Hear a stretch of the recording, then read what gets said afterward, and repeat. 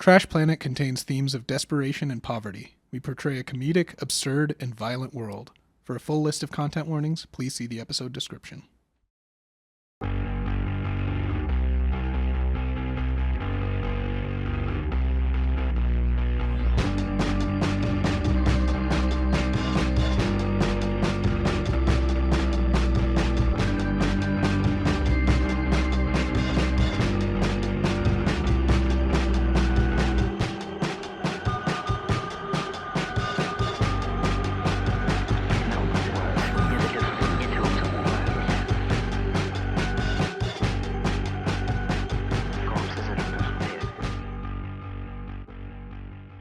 Broadcasting live from the podcast dungeon deep beneath the Earth's crust. We are Trash Planet, the podcast that beats ass and eats trash. I am your host, Rabbit Sullivan. My pronouns are he, him, and she, her.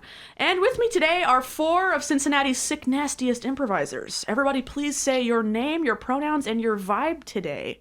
My vibe today is, it's like a puddle of diesel gasoline with that like rainbow sheen on top. Pretty cool, kind of gross. Devin, what's your vibe today? What's your name also? I'm Devin. My pronouns are he, him, and my vibe today, I would say, just a cozy little guy.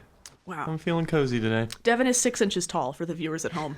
So, yeah, there you go. In my tiny little chair. Incredible. Yeah. Hi, I'm Nihar. Pronouns are he, him. And my vibe today is probably Mr. Freeze from Batman. You can't be cold right now, can you? In our podcast dungeon, so close to the Earth's core? I mean, come on. True. Also, which Batman? Yeah, which Mr. Freeze? Oh, boy. Probably the animated series one, so it's a little bit tragic. Not Arnold Schwarzenegger. Boo. You chose wrong. Okay. Listen, Maddie, I really like that movie, actually. Like, I am a huge Batman fan, and I think I'm a bit of a Joel Schumacher apologist. Yes, we're going to discuss later. Maddie. Hi, I'm Maddie, she, they. And my vibe today is some toxic green sludge. Delicious. Kind of glowing. It's kind of pretty. You want to touch it? Incredible. You shouldn't touch it. Yes. Yes. Amazing. Hi, I'm Natalie. Pronouns she, they. And today my vibe is those really idyllic, like, winter village paintings in the Alps. One of those paintings. Ooh, that's very serene. You can't be cold, can you? Can I repeat the same joke? But we're so close to the Earth's core. Like, come on. Oh, that's great. Thomas Kincaid is shaking his fist at the sky because yours is so much more beautiful. Okay. Well, today we are playing AState, 2nd edition, written by Morgan Davie, Malcolm Craig, and Gregor Hutton. This is a Forged in the Dark game. It rules. We are playing it in our homebrewed setting of the landfill at the end of the universe, Trash Planet. You don't know the rules? That's fine. Basically, we're going to tell each other a story, and it's going to be cool. All right. Are we about ready? Everyone say that famous catchphrase we all know and love. We're ready! All right. So the screen is black.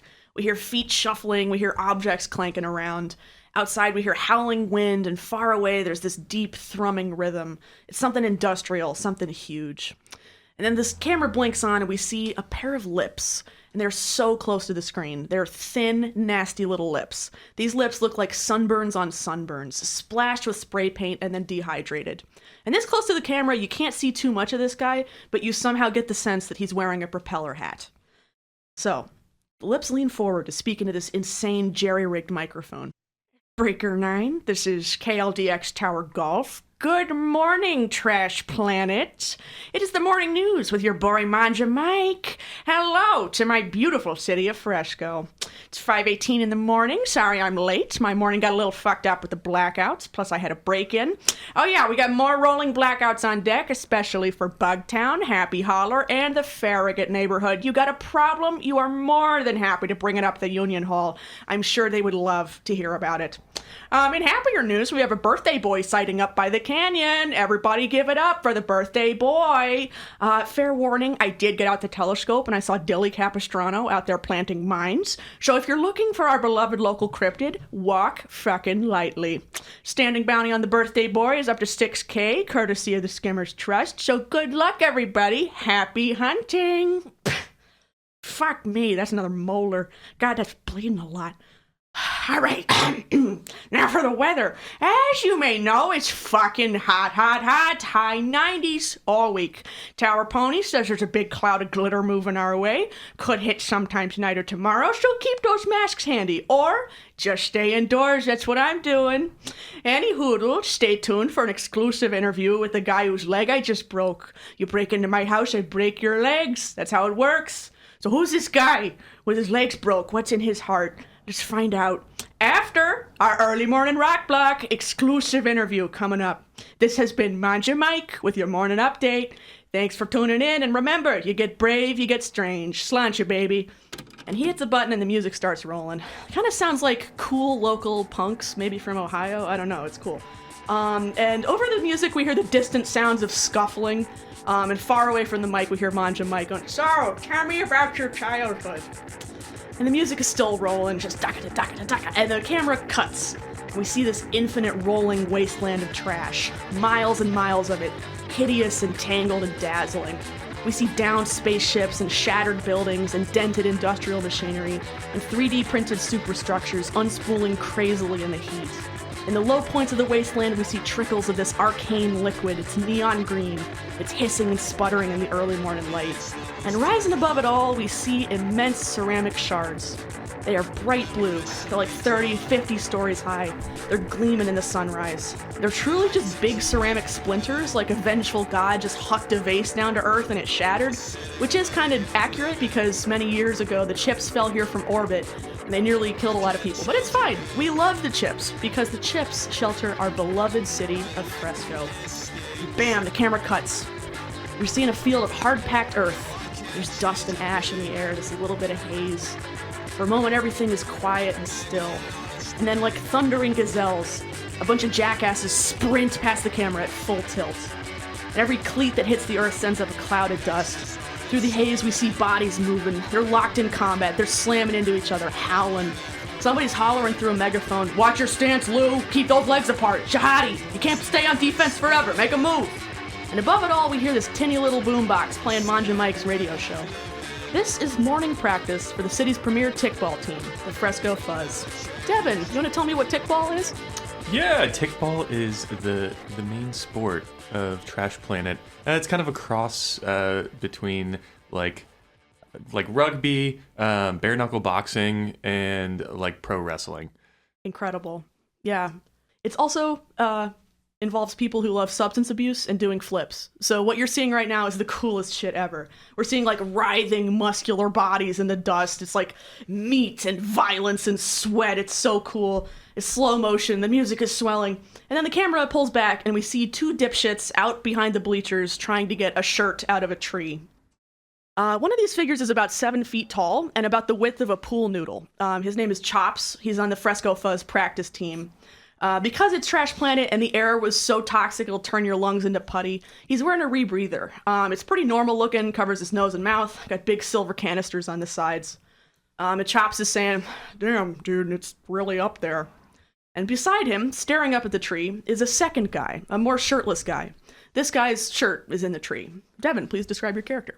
Yeah, this is Tank Bosman. Tank is a big, I'd say like defensive end looking guy with a blonde flat top, just ripped, muscly. He is obviously shirtless. Yeah. Yeah.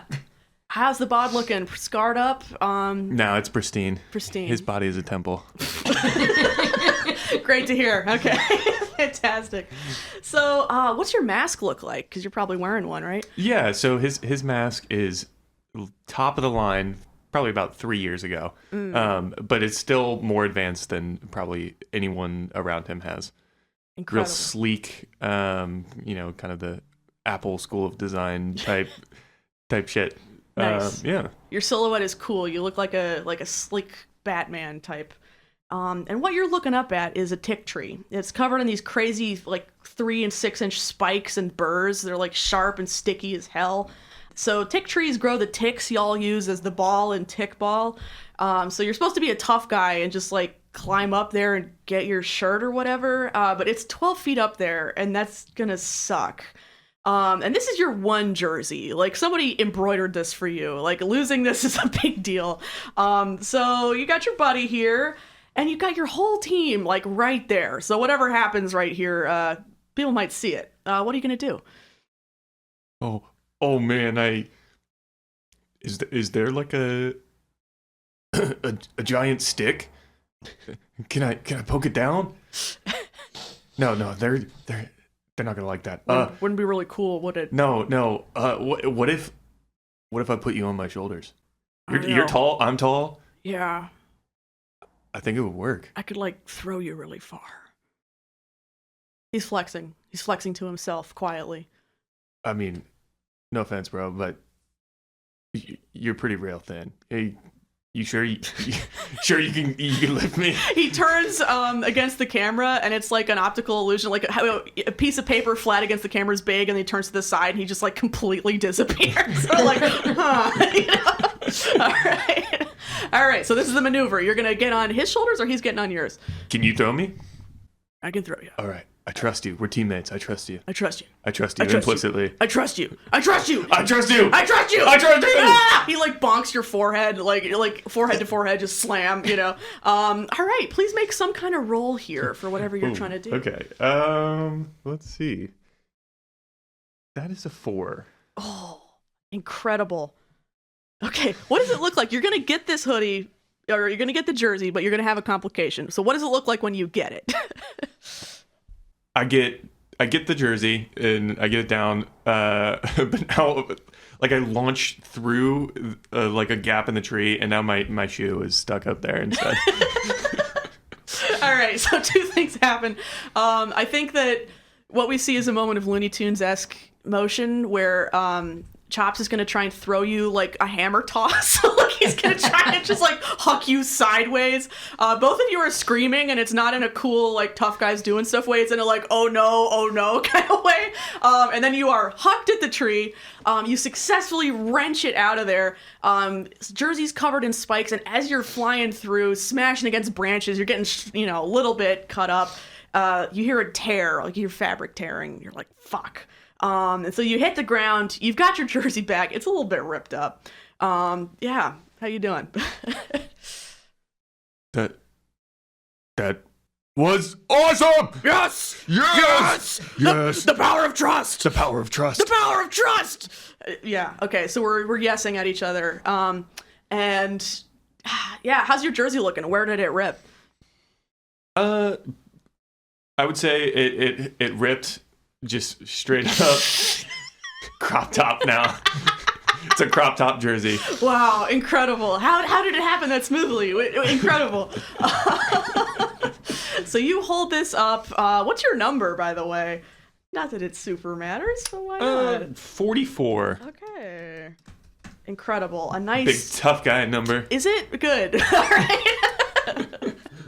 All right, so as you're like kind of hooting and hollering with your buddy, a figure walks up from the team, and this is Ludanza, and he is one of the big shots on the team, and he looks like a fucking oil painting come to life. Like he looks like Arnold Schwarzenegger. He looks like an Arnold Schwarzenegger ate an Arnold Schwarzenegger. You know, he looks crazy, and he's covered in these like huge colorful scars. And these are juice burns. This is what happens when you use the juice too much. And so we'll talk about the juice later. But he walks up. He's like, "Hey, you got it down, did ya? Nice job, Squid. Oh, thank you. Thank you, sir. I teach you to look up top, eh?"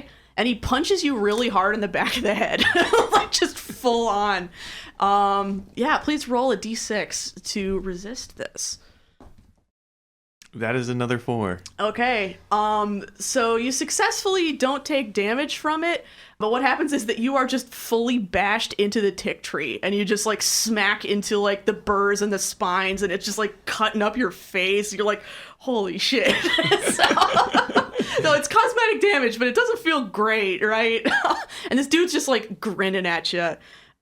He's got long hair. His mask looks shiny. He's hot as hell. You hate this guy.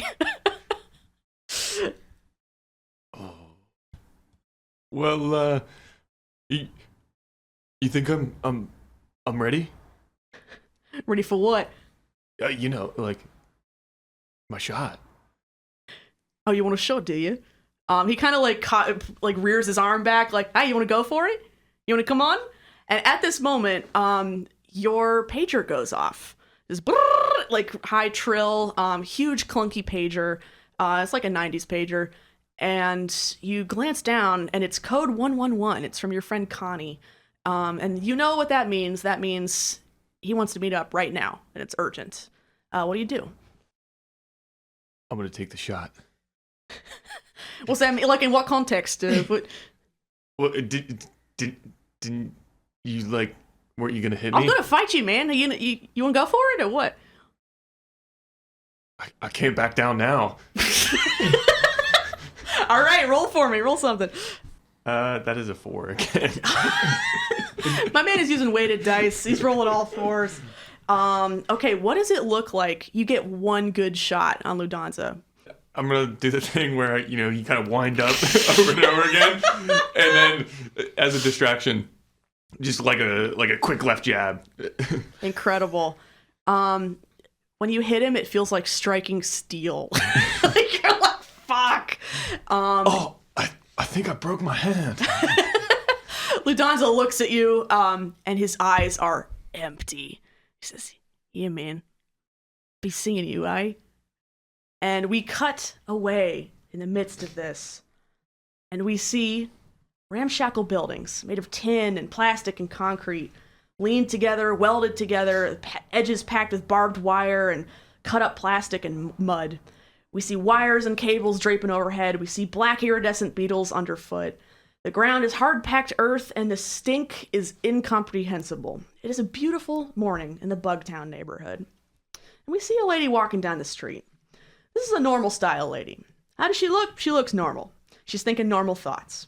Her thoughts are so normal, in fact, that as she's walking along, she fails to notice a loop of wire cabling on the ground, and her boot falls right in the loop, and then, whoop, she is hoisted upside down in midair. And she has a normal reaction, which is to go, ah! So she jerks to a stop. She is upside down. Shit's fallen out of her pockets. She's swinging back and forth as she struggles. We see that she's hanging from a haphazard radio antenna, which is creaking and bending under her weight. And the camera pulls back and back, and we see that she's swinging back and forth in front of a huge, complex mural. And we realize this woman has not just been caught in a trap. This woman has been caught in an art experience. And grinning down on this lady, we see a certain figure. Maddie, please describe your character. So, standing at about 5 feet tall, with a mess of curly hair piled on top of her head. Even with her medium skin tone, you can kind of see clusters of freckles across the bridge of her nose.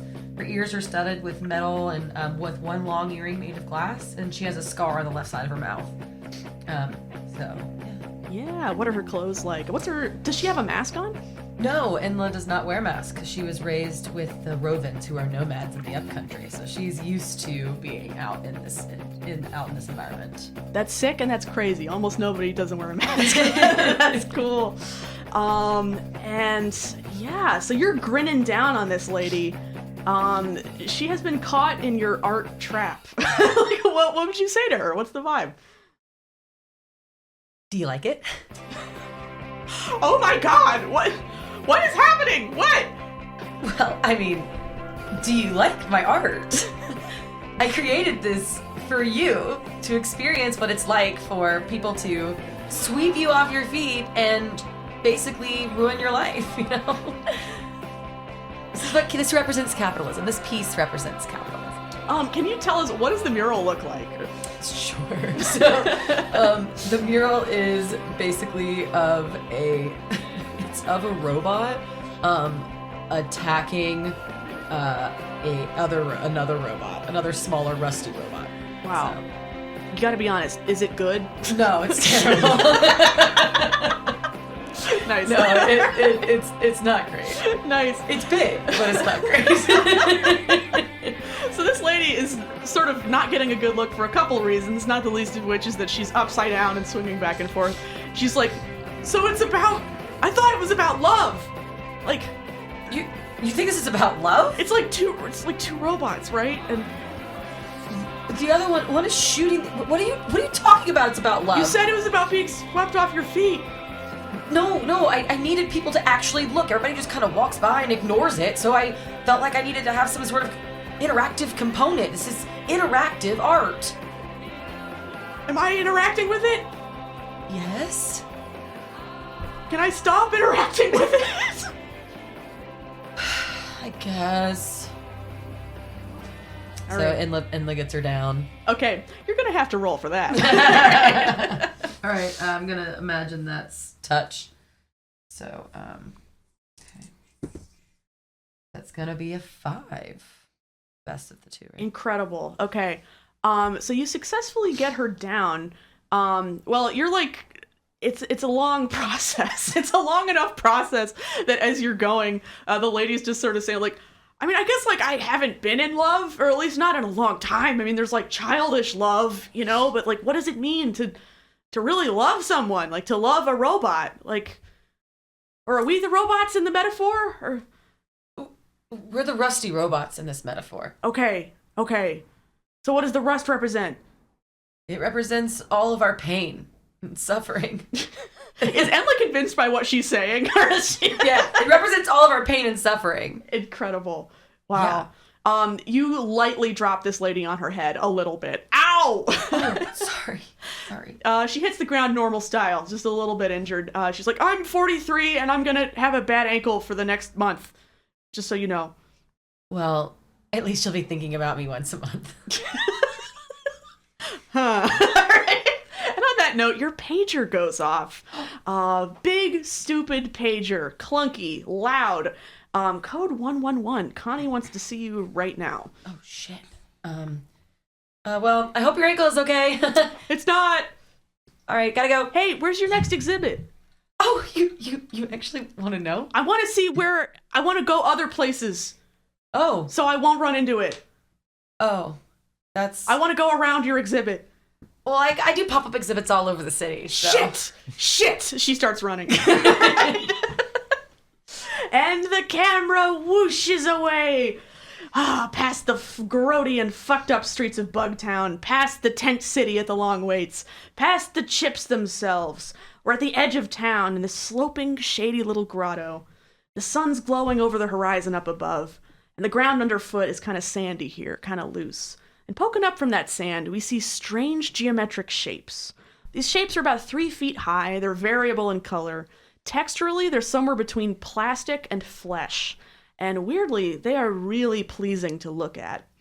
This place is called the Nubbly Garden, and today, for the first and only time this year, it's going to bloom. So, we see a few people gathered at the edge of this garden. Everybody's hoping to harvest something useful, but this is a public space, kind of maintained by whoever. So the people here are all outdoorsy types. They got big hats, big gloves. The energy is not unfriendly, but everybody's on alert. And towards the back of the crowd, let's hear some gardeners. What are the gardeners talking about? My flowers are coming in good this year. I think they're coming in bad. I think we could have done less nitrates.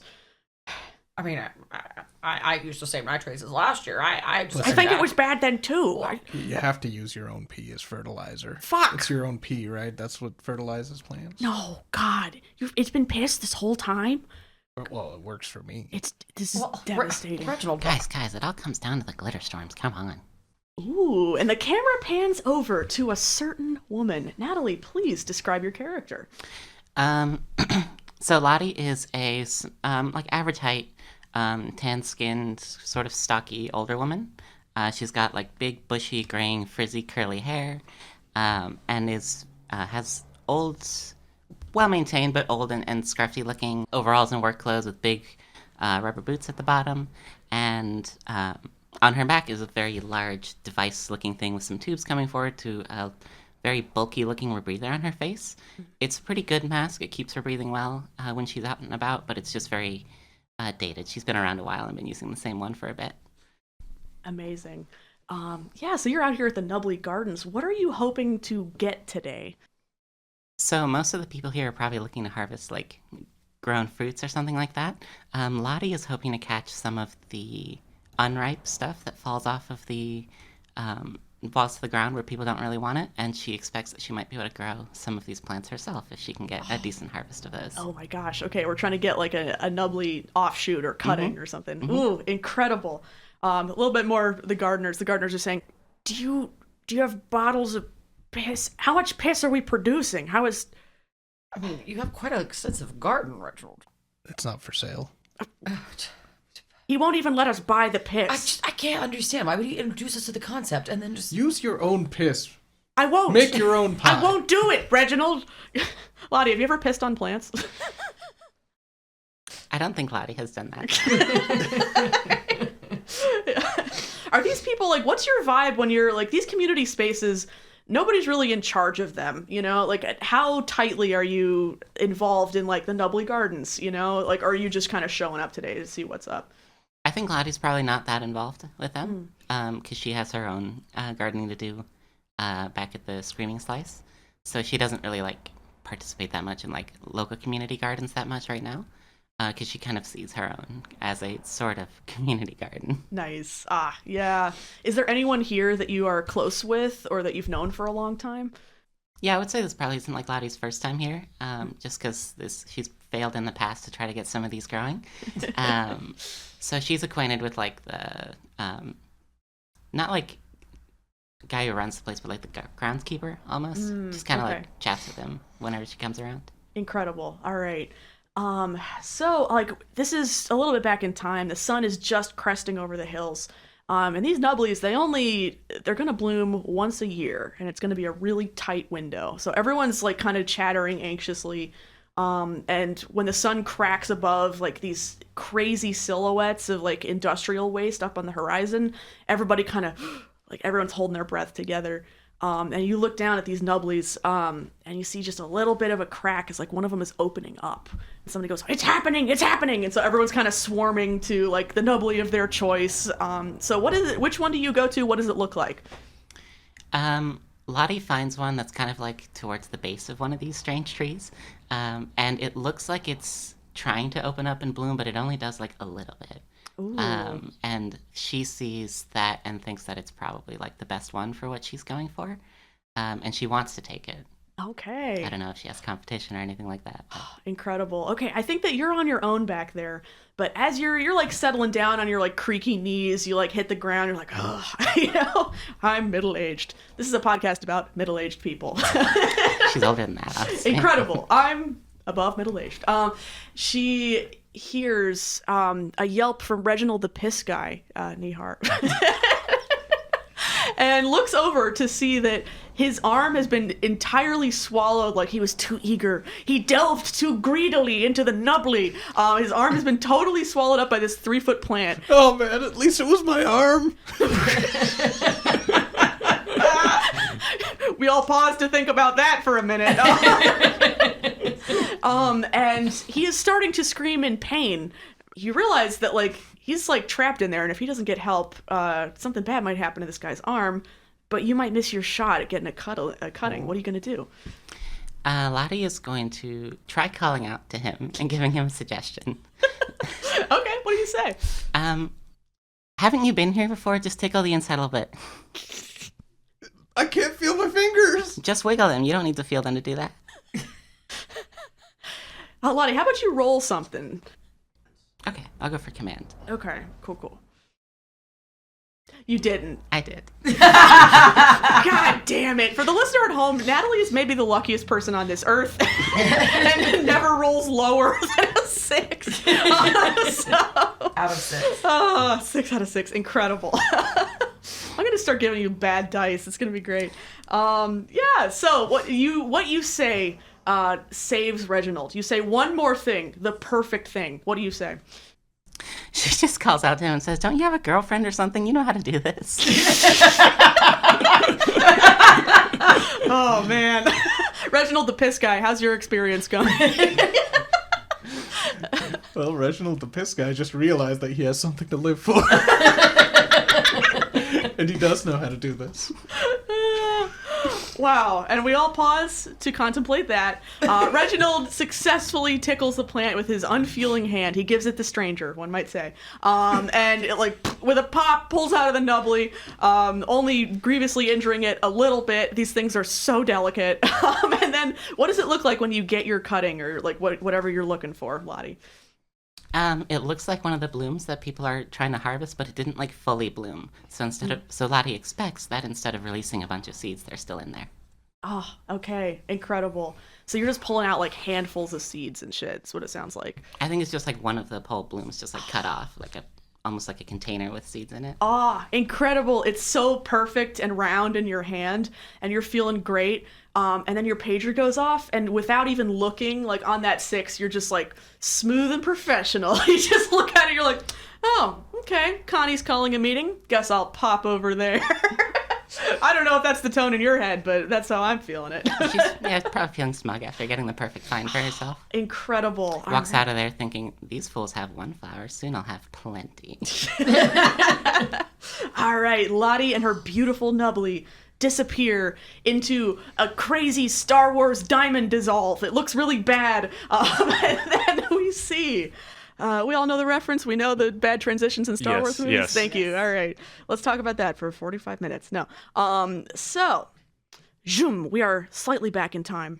It is just before sunrise, and we're in a twisty little street on the outskirts of Bugtown. And we see dozens of skimmers crowding the street, just hovering in place. And skimmers are basically jet skis that hover. They are the main mode of transport on Trash Planet. These skimmers are loaded down with barrels, and we see mushrooms and spiky little nuts and gnarled roots. We see buckets of SD cards and plastic resin and bottle caps. We see people selling vertibeast innard deep fried on coat hangers. We see bins of flopping acid yellow fish. And beyond the skimmer vendors, we see crooked, hand-built little buildings, already alive with neon lights and shocking odors. So this early, the crowds aren't out yet, but there's a few bodies moving. We're haggling, we're trading, we're stocking up for the day. This is the food court, Fresco's infamous wet market and restaurant district. So the camera's shouldering through the street vendors and the hanging displays, and comes to a stop before a figure with very high, very tense shoulders. This guy's posted up at a cart vendor, and he is having a productive discussion. Nihar, please describe your character. Yeah, so Connie is average height, like I think a little short of 6 feet, has like white silver hair, all of it, just but sort of short hair, well cut, kind of slicked back. The top of his head from the eyes up is like a bright cyan. This is due to religious punishment. But he also has a sort of cloak, what do we call it? Like a poncho, which is made from what was clearly like a burnt robe that's been sort of patchwork put together. And as for his mask, it's like plain black plastic, looks very cheap. It's as I've said, the equivalent of using one of those disposable masks way too many times during the pandemic. Oh, yep. So it definitely, like, this is a throwaway thing. It should not have been used this many times, but he can't afford another one yet. So. I'm going to say there's a little crack on one side of it that every so often you're just getting a blast of regular Helica atmosphere and you're just like, ugh. Like it's bad vibes in there. And also, you're here shopping, you're stocking up for the day. How are you carrying all your bullshit? Like, are you laden with bags, or like, how's this working? I have probably like a little cart.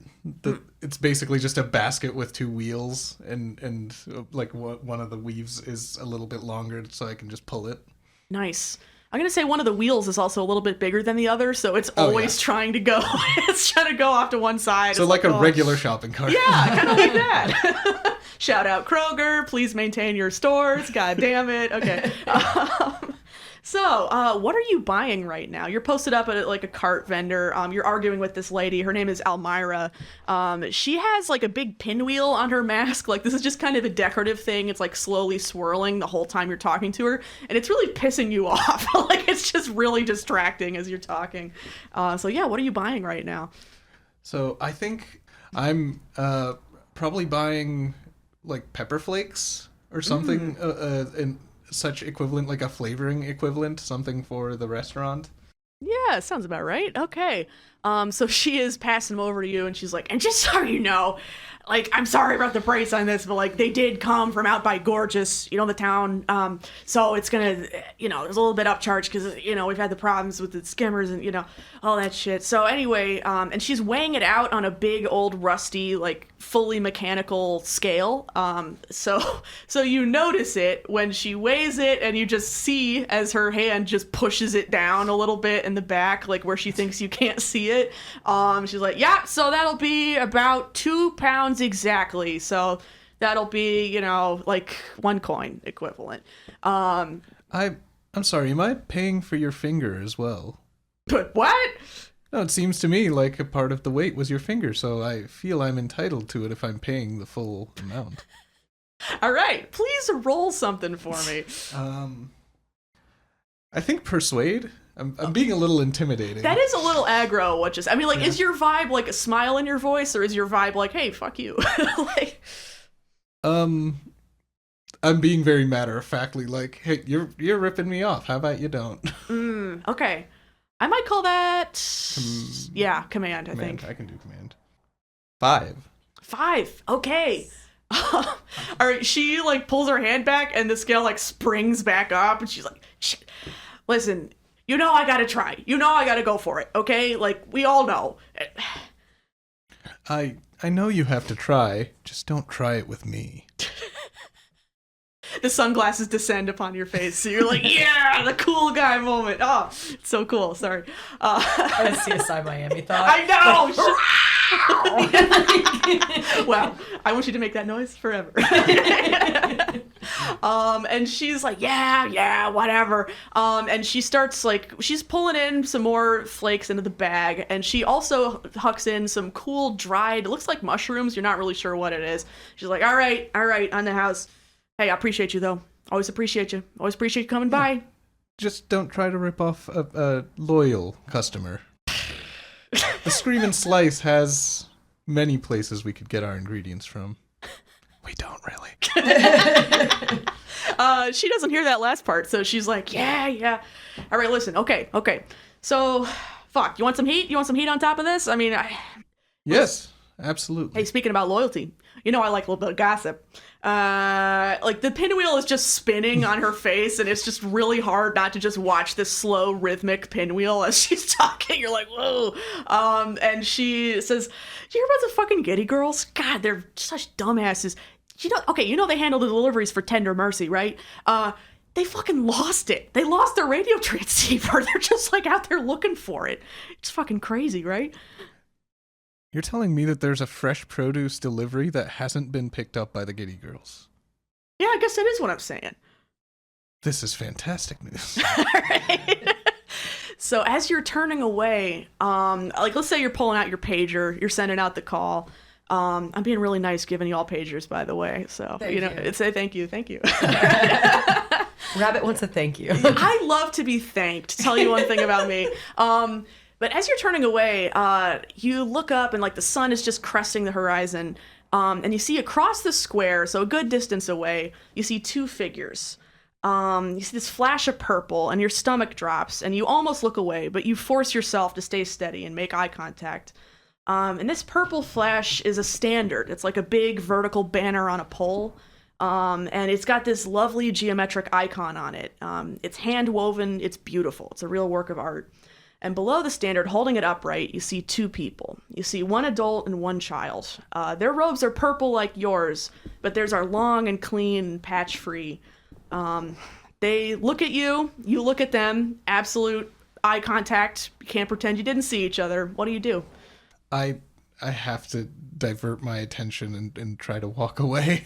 Yeah, okay. So as you're walking away, the last thing you see is that the older one puts their hand on the kid's head and just gently turns it away so that they can't look at you. That hurts. Oh, all right. And da-da-da-da-da-da, the camera cuts, and we are inside our incredible restaurant, the Scream and Slice. Who would like to tell us about the Scream and Slice? What's the deal? Okay. It is one of the many restaurants in the food court. the Scream and Slice is called that because their specialty is pizza. And their pizza is made from a specific mushroom. I can't remember the name. But it's the big, wide, flat mushrooms. You can picture it. But when they are cooked, they release a lot of their water as steam and let out a noise that one could say is a scream. Hence the Scream and Slice. I think it's probably one of the only places in the food court with like an oven, like a pizza oven as well. Yeah, we got a big old oven. It's great.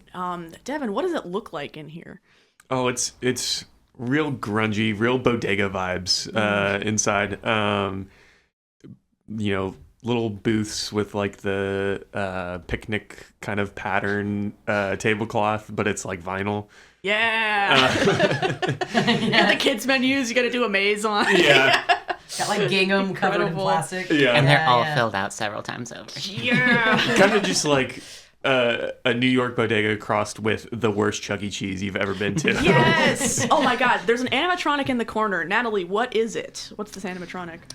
It is. Oh, what did you call those? Like the not dogs that were racing. Oh, the Vertibeast? Yes, it's a Vertibeast. Ooh. Okay. So just so you know, a Vertibeast is a homegrown kind of mutant creature that we've got here on Trash Planet. They're like if dogs were weasels or also slugs. They're really long and they're really fast and they're kind of slimy and they suck. But yeah, so we have a really big one, and it's like goob and it's like, just very big goober under there. Like, Vinny Vertibeast. Vinny Vertibeast. Okay. It used to be a normal animatronic and it broke down and the parts have been replaced and redesigned since then with trash. Incredible. Okay. And Lo worked really hard on it.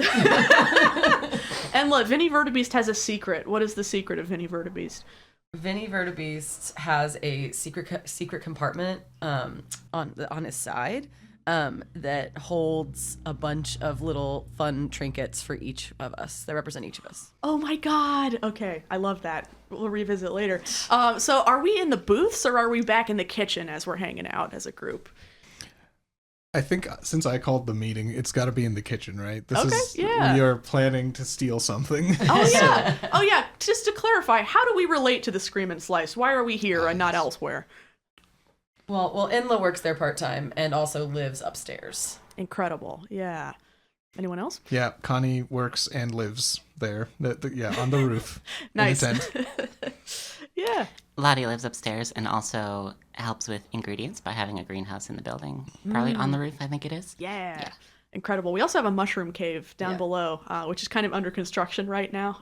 So that's a concern. Tank, why are you here? Do you work here? Okay. No, Tank does not work here. He just kind of comes and hangs out and eats and was kind of adopted and works for free. Incredible. Well, not for free. He works for bone broth and other random shit food. Plus, the owner of Screaming Slice, it kind of has Tank as a pet child. Yeah, that's true. It's a pet project. Incredible. Speaking of her, we see a bowling ball of a woman. She is tough as nails. It's early morning, so she's not quite at a full tilt yet. But as you guys are, you're all packed into the kitchen, kind of cluttering it up. And we see this lady... She also has a blue thing on the top of her head. It's a lot like Connie's, except hers is really faded and old. It's a lot softer, and you can see some of her natural skin color underneath. And as she, you're standing around, you're speaking, she just sort of pushes someone to the side to open the fridge. It's just can you just get out of here? Just what are we doing? Connie, you're working. What are you doing right now as you're holding this meeting?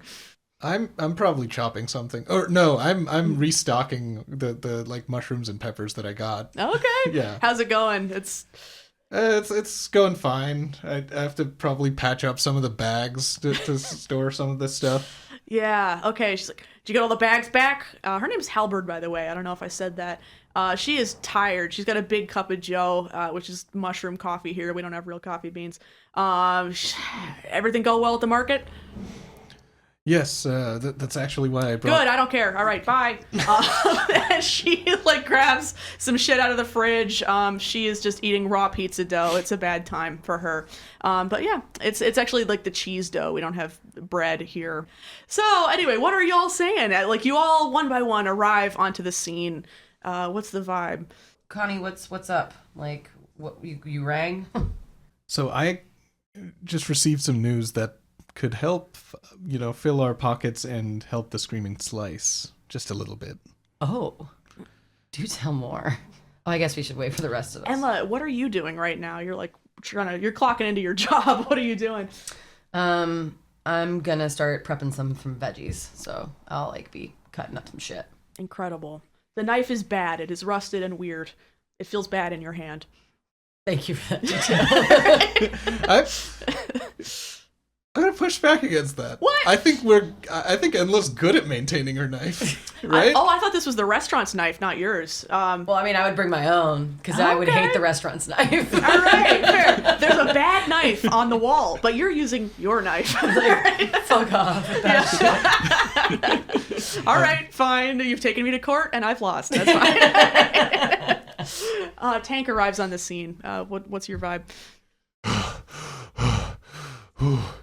I came as fast as I could.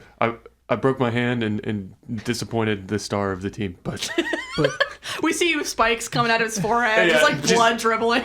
just cuts all over my body. I guess it wasn't that much of an emergency, but thank you for coming.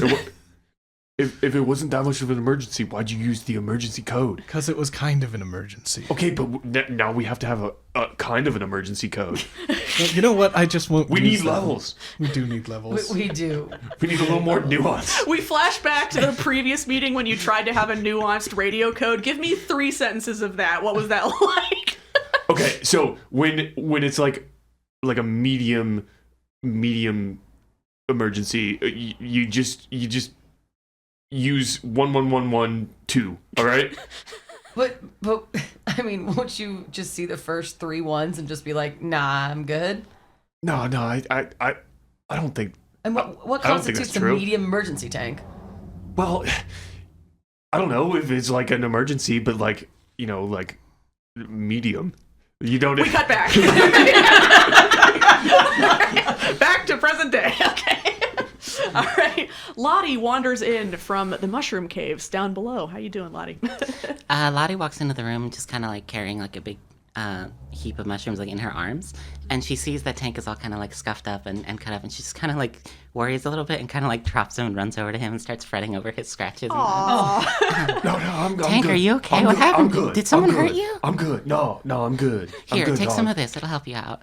It's just acid. It's no, what is it?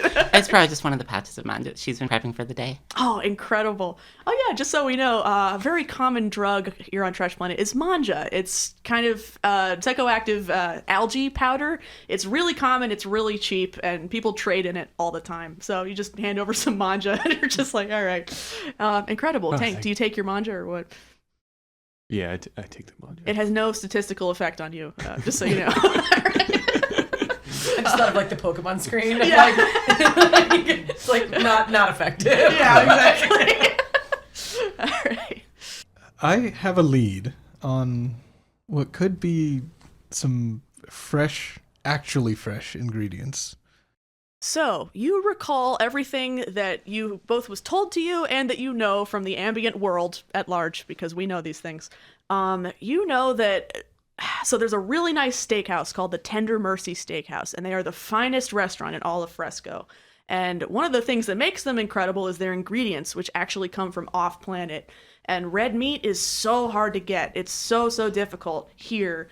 But they have stuff dropped from orbit, and just someone picks it up and takes it to the restaurant. And typically that's the Giddy Girls. That's just a little local, scufflers. What are they up to? We don't know. But you have just heard that the Giddy Girls lost their transponder, or they lost the radio code. Some shit happened and they can't find it. So that something has been delivered and no one has picked it up. So it's somewhere out there. Well, it's a radius of around 2 kilometers in the south of Fresco. Yeah, south of the canyon. Yeah. It would have landed somewhere over there. We just need to comb through everything and hopefully not come across any bad actors in the meantime. Sorry, that's endless just sarcasm. I know. If I've heard this just from a salesperson, that means other people have as well. We need to be fast, and we need to we need to be ready for a fight. All right. I think that's as good a point as any. At this point, you get one roll. You can either gather information or acquire asset, and then after that, we're gonna go right into like mission shit. So what would you like to do with your one roll before we kick off? We have a skimmer, right? Ooh, we have a skimmer, but Yes. I thought this would be kind of fun. So the skimmer belongs to Lottie, but there's some stuff wrong with it. Let's all go around and say each of us tells us one thing that's wrong with Lottie's skimmer. Devin.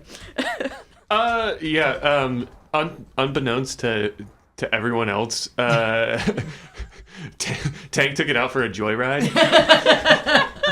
and just like crashed straight into a tree. I'm going to say broken frame, but it's not fully broken yet. It's like on its way out. Like, okay. Well, we refashioned the engine to act as an oven at one point, and when putting it back together, we didn't quite do it right, so it doesn't cool down properly. It overheats quite easily. Okay, overheats. Incredible. Lottie? The strange, this was the Duvet Brothers skimmer, wasn't it? Yeah, the strange duvet-themed upholstery on it is just really dirty and smells bad. Smelly skimmer. Uh-huh. Okay, I'm going to put the tag smelly on the skimmer. Yeah, and finally, Ella, what's wrong with the skimmer? You know, it kind of leans to like a side. To the It just left side. scrapes against the earth as it, like, they're supposed to hover cleanly and it like everywhere it goes. Yeah, I was thinking like only on like certain bumps, but yeah. Okay. It's just sometimes. Just so you are able, just so we know, a lot of Trash Planet is just a scrapyard. Just picture a scrapyard. It would be so difficult to physically climb over all that, so that's why a lot of stuff here hovers. So luckily, you already have a skimmer because of off-screen adventures. But yeah, is there anything you would like to acquire assets or any information you would like to get? Yeah, I think I would like to just be able to figure out the area, to like the geography of where it landed, any potential hazards or advantages in that area. Yeah, so this would be your one roll. Are we cool spending our roll on that? I was just pitching. And I mean, we need more information anyway. I think our skimmer is definitely worse to the wear. But I think the fact that we could potentially be up, I'd like to have more information personally about how many people we're up against, who we're up against potentially, and like have a little bit more information about where, or have more information about where the fuck we're going. I would say let's figure out who's going after this, because like we could also tell them. That is an approach. You could just wait until someone else gets it, and then you could take it from them. Like, That's yeah. true. That's basically guaranteeing a fight. But yeah, Yeah. it's supposed to be the Giddy Girls, but they're currently out there searching for it. If we just want to post up and wait, we could do that, and then. So you guys would know ambiently, the Giddy Girls are pretty big hitters usually. Like, Yeah. they're definitely tougher than you guys. That doesn't mean you shouldn't go for it, but that is, like, that would cross your mind where you're like, ugh, you know. Okay, then maybe we just get information and try to get to it first. They are an established group. Yeah. Yeah. I think Lottie could probably ask around just like her customers a bit. Okay, yeah. Especially as she gets the day going and like interacts with a few of them for their daily batch. Okay.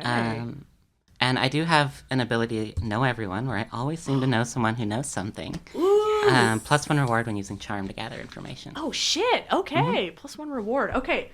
So we're going to call this controlled great in terms of the risk of what we're doing. So if we want to do that, I can do that as with Yeah. Lottie's feature. Cool. 100%. Absolutely. Absolutely. So I'm using charm then. And I want to see a montage of people you're talking to. So, yeah, okay. Oh, 5. All right. So you successfully gleaned some information. All right. So, Devin, who's the first person that Lottie talks to? Hey, you got the stuff? Yeah, Ernie, you here for your howler? Yeah, I'm here for the howler. All right. Do you have your payment this time? Well, I was hoping we could negotiate on that. That's what we did last time. Yeah, but you seem so affable. I am. I figured maybe we could, work something out. Yeah, we worked something out last time that you were going to pay me this time. Well, maybe I was thinking we could double down on that and push it out the next time. I'm sensing that that's not going to be the case here. I don't think this time, but perhaps you might be able to leave me with a little bit of collateral.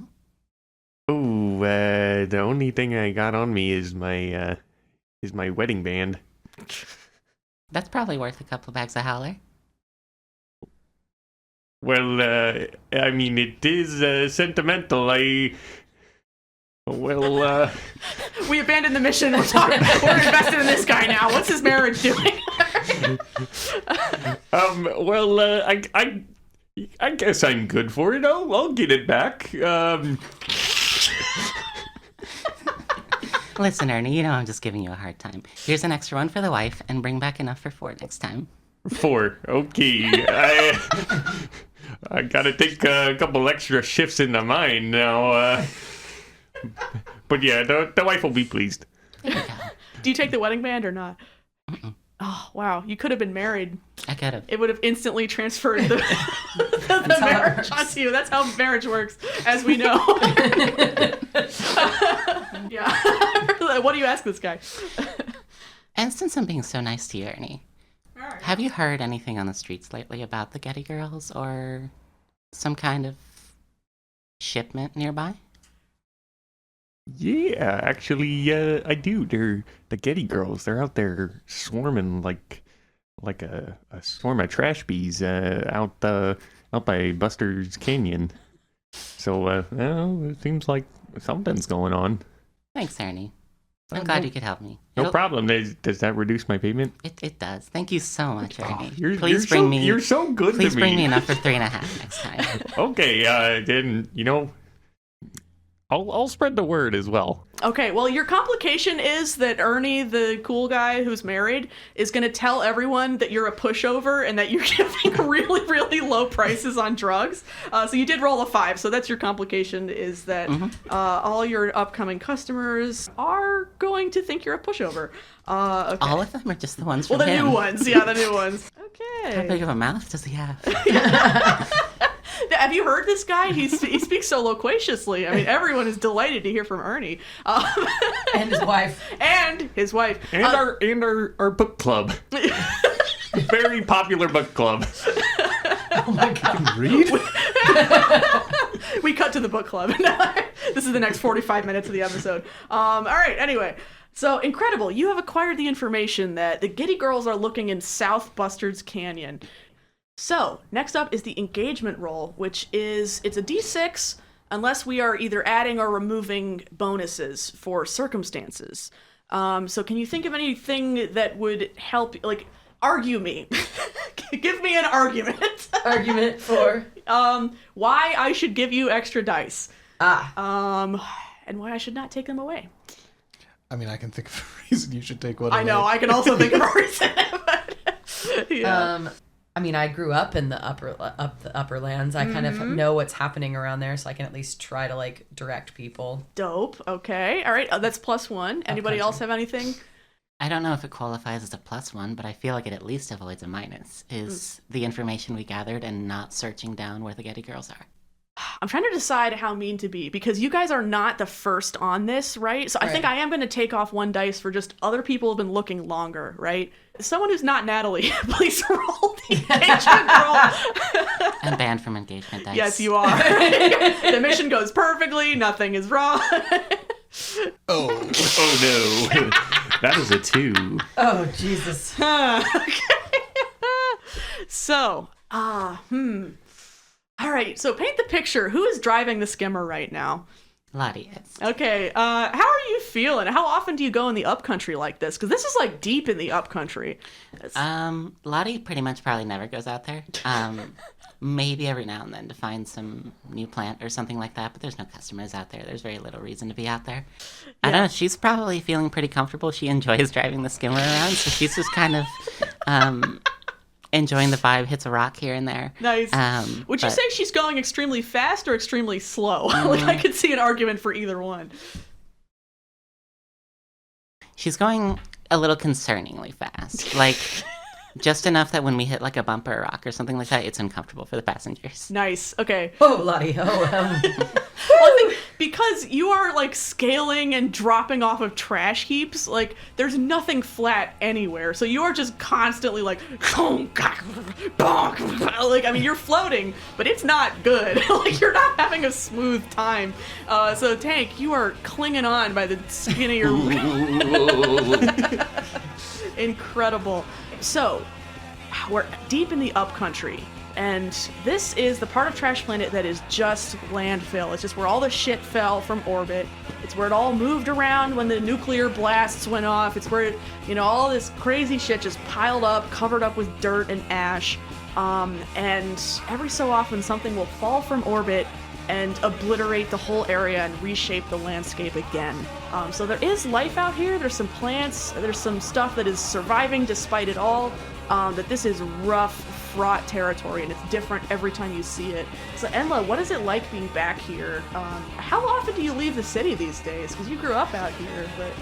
Yeah, Inla doesn't leave the city all that often, just because, like, to visit her family every once in a while, but even then it's just... It's nostalgic, but like in a home, like going back to your hometown, it doesn't feel like home anymore kind of energy. Okay. And so there's that fact that something could just fall from the sky at any moment and kill all of you in an instant. Like, like, how is that sitting with you? Inla does not miss that feeling. Yeah. Okay. She likes having she's kind of grown accustomed to having like a solid roof over her head and having that kind of consistency. That's the chips, man. That's like when stuff falls and hits the chips, people are fine. So yeah, it's really scary. You're exposed. So everybody, let's go around and say one thing we see out here in the wastes. I think I don't know. There's just like a big empty refrigerator, just like wide open, and yeah, it's just sitting out there. It's so big. It's like the size of a small house. Like you're guessing it's from some kind of industrial processing plant. You have this crazy urge. You're like, I could get in there and close the door. Like, I don't know. It looks safe. Yeah, it looks safe in there. It looks like it might protect me from a nuclear blast. Yeah, incredible. Almost like a meteor shower in the sky. We see like some sort of like heavy metal crystal thing just burn up and spark and fizzle away in the atmosphere. Scary. Okay, it's beautiful and it's scary. Just like, oh, you kind of feel it in the back of your throat. You're like, fuck. Yeah. In the part that we're driving through right now, there is a bunch of, seems like some sort of like trash shipment from like a kid's hospital or something like that got dumped here. So there's just a bunch of like scruffy old stuffed animals from off planet, just like scattered around in various states of disrepair. Heads ripped off, stuffing everywhere. And no, they do look like that. Yeah, it seems like the local wildlife has been having fun with them. It's a massacre. It's a teddy massacre. Okay. Incredible. What do you see? I'm thinking that there's at least a couple of like large whole like skeletons. Like you don't have like the paneling on the sides because they've been stripped, but like that big like armature of like the bottom of big cargo ships.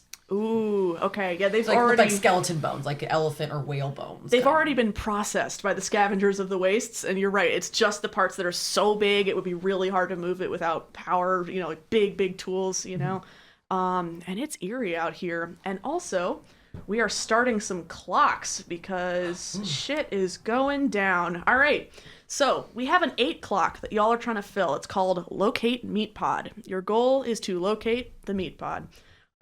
We are also racing 2 other clocks. Let's see. One of them is Giddy Girls Find the Pod. That is a clock that exists. And the other one is, well, I'll tell you about that other one. So as you guys are out here, we're seeing the Wax Forest coming up ahead. And the Wax Forest is kind of an unusual spot because a lot of the, most of the trash out here is random. The Wax Forest has been very carefully curated by a group of people, and it is all waxy style substances that they could find put in one place. And there's also some like natural shit going on with the juice underground. Somebody give me a rundown on the juice. What is the juice? Who would like to tell me about the juice? feel like Tank is the best person Yeah, to talk about juice. Tank is the most qualified. Sorry to volunteer you what to do. Yeah. So the juice is a substance found on Trash Planet. It is a kind of a slimy, oozy kind of substance, green. But with the juice comes some unexpected powers to those who interact with it, mainly ingesting it. And people have tried to use it for specific purposes, but it's really fickle, and it results in some weird side effects when you try to use it. It usually ends up with unintended bad consequences. Yeah. So these huge splashy scars we're seeing on people that are super colorful, those are called juice burns, and that is when the juice goes wrong. So it is good shit.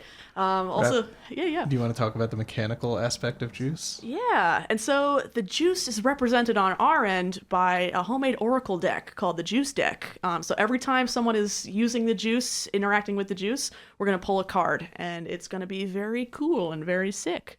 Yeah. Also, the juice originated from the trash juice, where all the juice ran out of the trash, and it was one big mess, and it was great. Okay.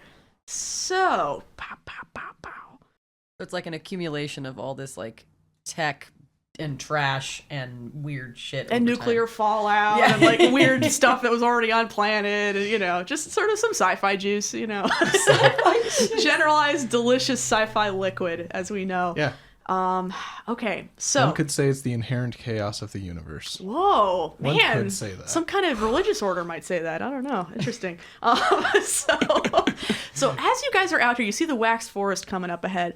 It's really eerie. It doesn't look like anywhere else on Trash Planet. You don't see any people working in it right now, but typically there are a few people around, and so you're kind of on edge for that reason too. But as you are going, you hear a lot of shit out here. You hear wind howling, you hear stuff falling over, like the mountains of trash are just always kind of falling over at all times. And you also hear the thrum of another skimmer. I think, Enla, you hear this first, where you're just cued in instantly, and you see another skimmer out here picking through the waste. And it's pretty far off right now, maybe about a half mile. But there's somebody else out here, and they're moving slow, and you immediately get the sense they are doing exactly what you're doing. Oh, yeah, we should take a second and talk about the concept of clocks, because they're a really important game mechanic. So we're going to use a lot of clocks for a lot of things, because each clock represents a progress bar towards something happening. So as the game master, I'll be setting clocks for our heroes, and they might be things like defeat the bad guy, find the missing thing. They're always intentionally vague so that characters can contribute to them in different ways. Like the defeat the bad guys clock, you could progress that through combat, but you could conceivably also do it through like dialogue or stealth or using the environment or whatever. And we call that ticking a clock when you progress a clock. So clocks are always 4, 6, or 8 segments. I might say, like, this clock is a 4 clock. That means you need to tick it 4 times to fulfill the goal. However, opposing forces also have clocks. So sometimes we have racing clocks, where we've got to fill our clock before the bad guys fill theirs.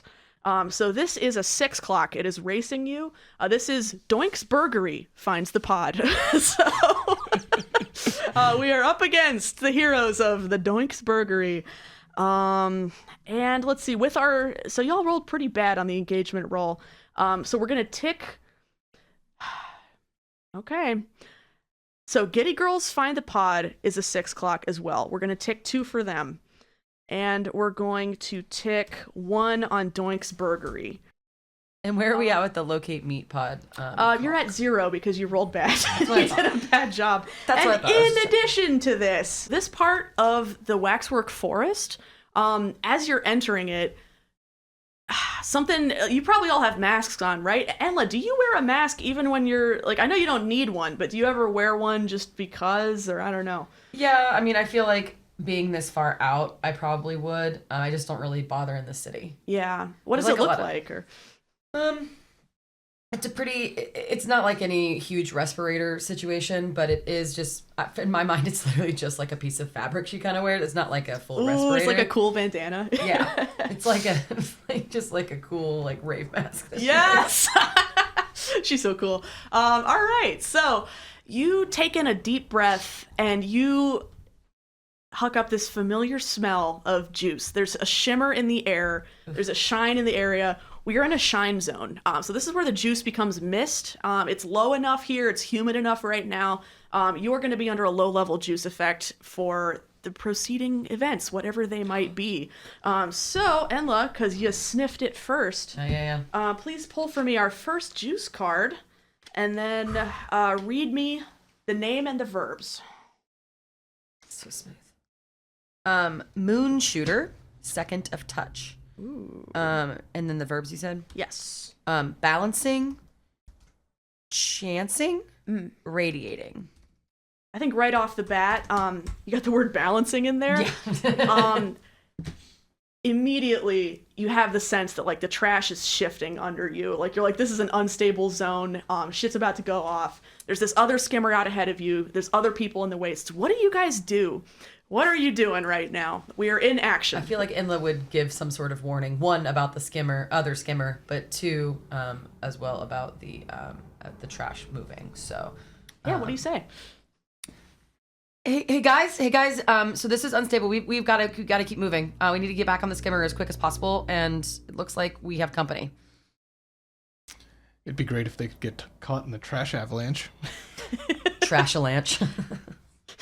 Enla says to herself. Interesting. Okay, what are we doing? What's the move? Yeah. Are we getting out of here, or are we looking around here?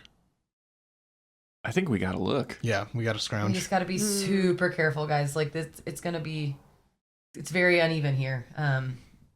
Lots of rovens die in these kinds of situations.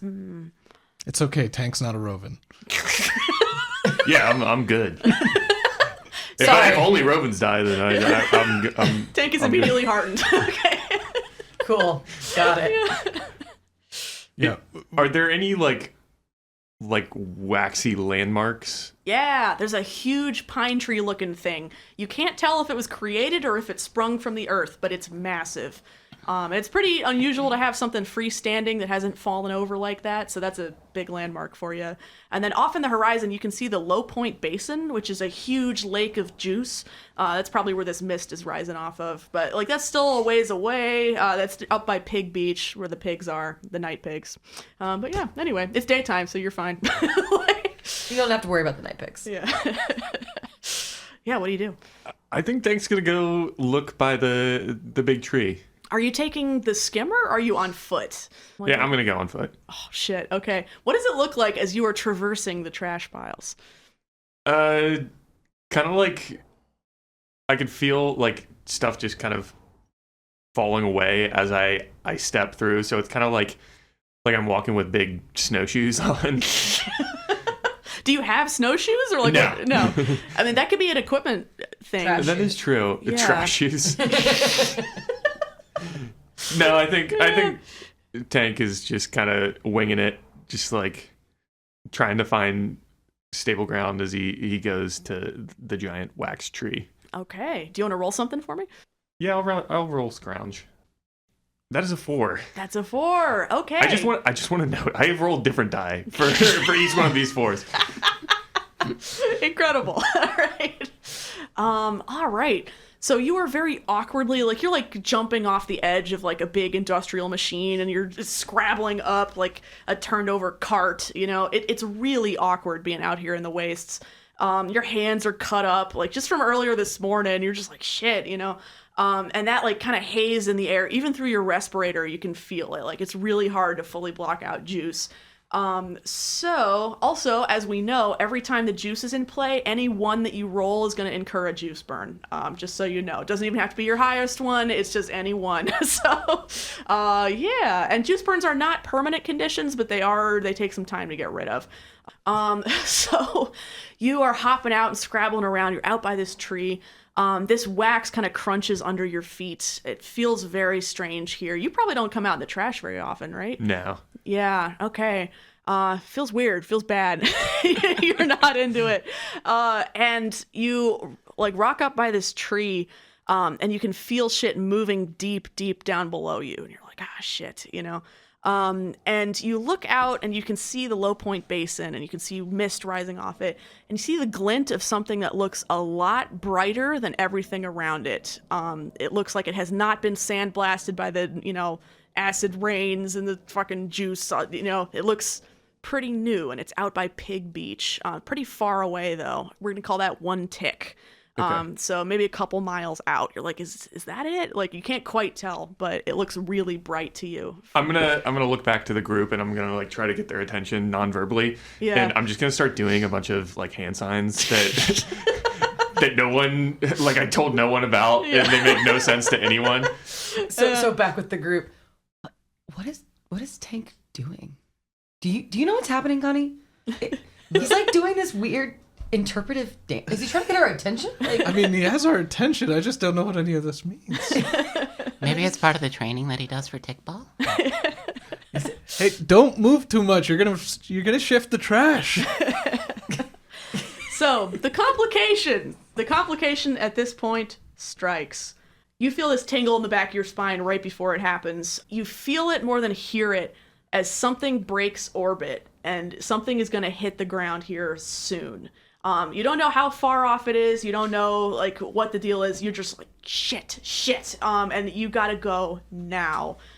So we're going to call that a 4 o'clock, and it is 3 ticks. So unless anyone would like to resist, so Tank, this is your role, so you could resist if you wanted to. However, this is a 4 o'clock called Orbital Strike. Just so you know. I will try to resist that. Okay. That's a 5. So 1 stress. 1 stress. 1 stress. Okay. So we're gonna call that 2 ticks on Orbital Strike. You have a little bit more time. Let's see. So you've successfully removed 1 of your ticks. So just for the listener, like, it's not that it happened and then it didn't happen. It's that I'm telling you what could happen, and we're deciding how hard to push ourselves and what we're doing in these moments as time stretches out in front of us and we're reacting fast. Let's talk about stress. So stress is a core game mechanic. Characters can choose to take on stress to advance their goals. Each character has a stress track. It's about 9 ticks long, give or take. And if they completely fill that track, they will instantly drop out of the mission and take on a trauma condition that affects their story and their character indefinitely. So stress won't necessarily kill you, but it has huge ramifications, and it's something we're being real careful about. Managing your stress is a huge part of the game. So you, like, what do you do, Enlez? You're like shit, you know, this is happening. we need to take cover. Stat. Yeah, what do you do on the skimmer? All right, so I jump on the skimmer with Lottie, and I'm motioning for Connie to get on with me. We're like, hey, we need to get over there to Tank, and we need to find cover immediately. Lottie just starts speeding the skimmer over towards Tank. Cool. All right, you just scoop him up. You are scooped. Okay. And where do you go? Where do we go in? Well, I mean, I don't know. Tank, did you see something? Yeah. Down by Pig Beach, there's something shiny. Lottie's already accelerating that way. I will say, you're realizing that is a low point, and so if anything hits, a lot of stuff falls gravity style to a low point. So that's a more dangerous place to be. I think Lottie, unless directed otherwise, is in a little bit of a panic and just heard a location and is moving. Yeah. What do you guys say between you? Pig Beach? You said Pig Beach? Yeah, didn't you see my hand signs? I saw them, did not understand them. But We went over this. Flashback to us going over this. Yes. Tank, what are you saying to Enla as you figure out your hand signs? Look.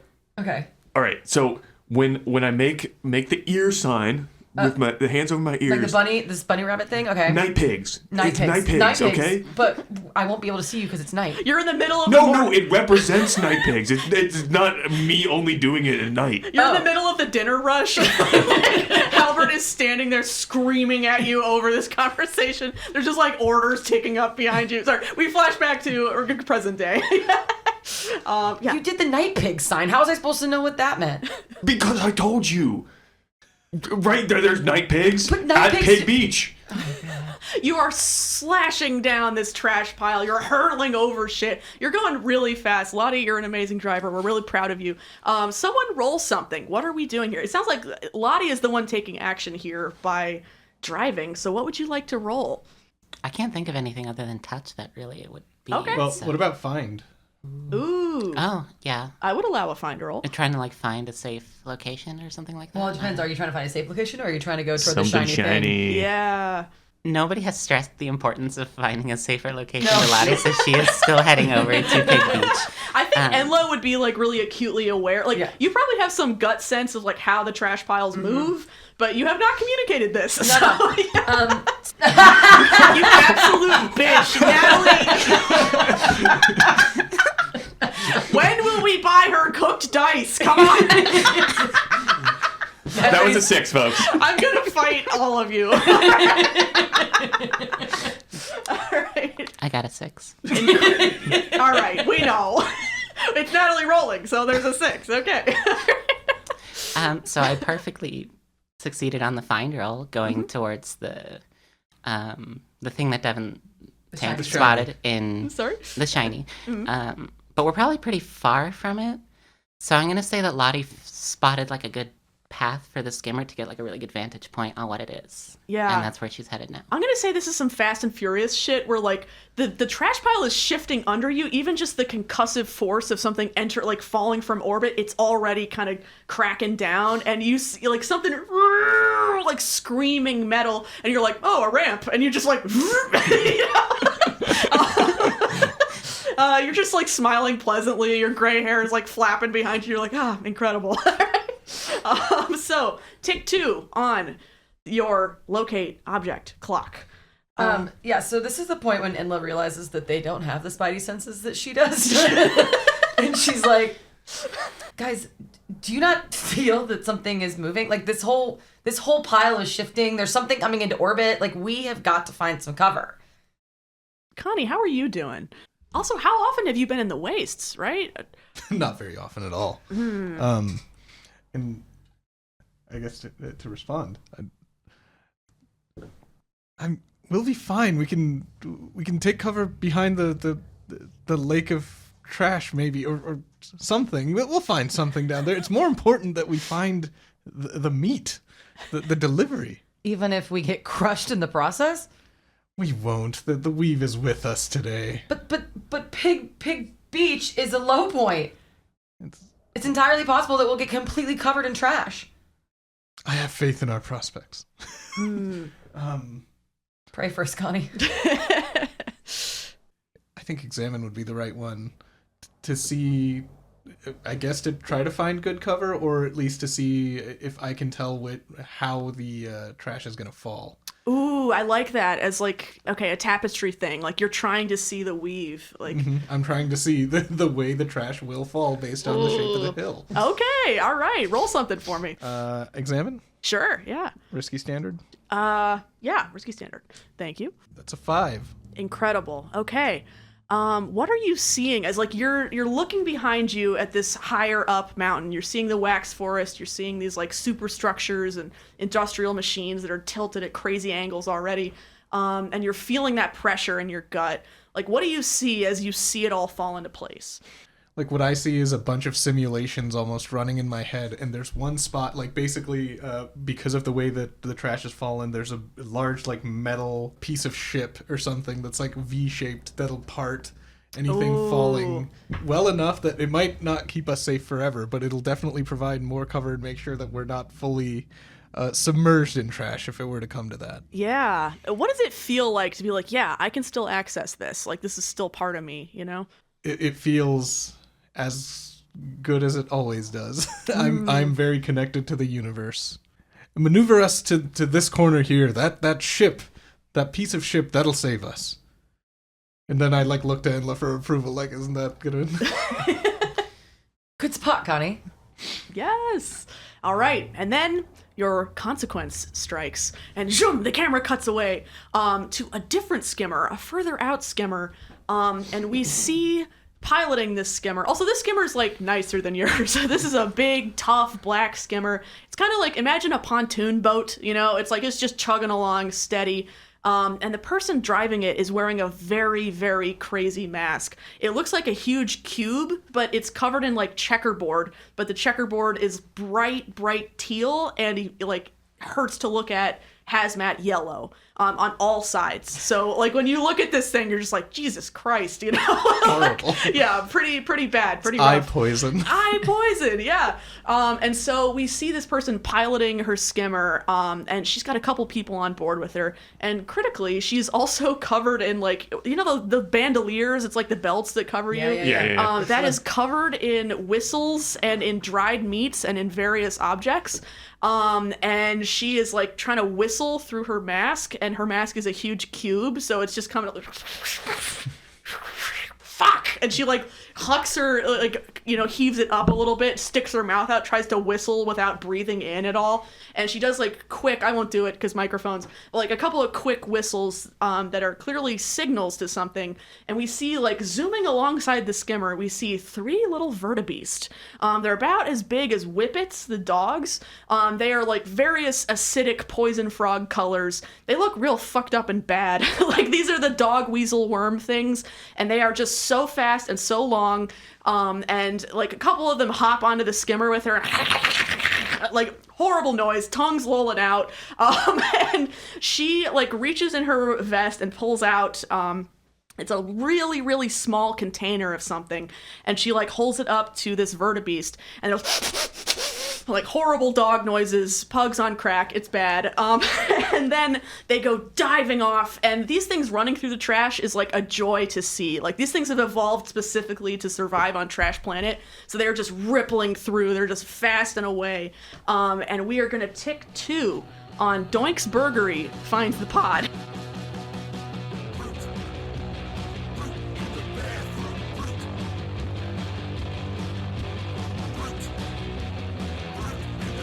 You're listening to a Hypergallant production. If you like what you heard, please leave us a rate and review. Check out our website on hypergallant.com. Thank you to the Drin, the Serfs, Crime of Passing, Perverts Again, and our very own Rabbit Sullivan for the use of their music. Thank you to Morgan Davie, Malcolm Craig, and Gregor Hutton for the use of their game AState.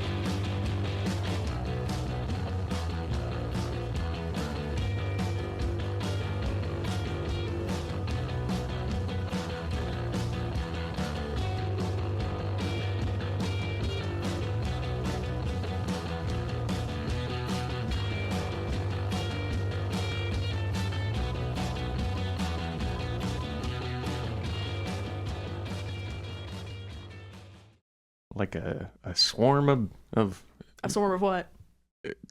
Tell us about the swarm. trash bees. You're making me edit this together. You cannot interrupt. No, keep that in. Keep that in. I'm sorry, I just like to make people mad. Yeah.